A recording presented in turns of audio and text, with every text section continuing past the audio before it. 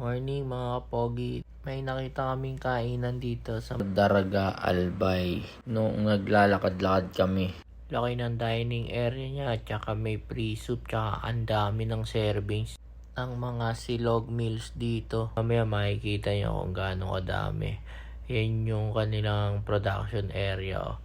May separate talaga na pagluluto ng itlog, tapa, tsaka ng mga sauce. Ayan, talagang merong per person na nakatoka kung sino yung para doon sa pagluluto tsaka sa preparation. Ganda ng settings nitong tindahan na to. Up na up to.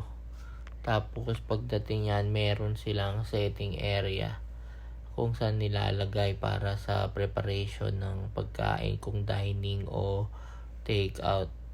So yung amin, take out yung order namin ng top silog, to silog, pork chop silog. Ayan, sa amin yan, no. Sobrang dami niya.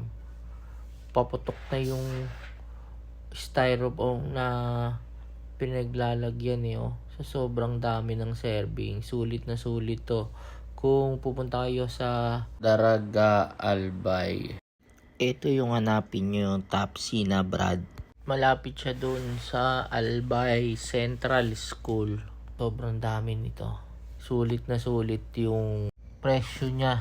Kumbaga value for money talaga.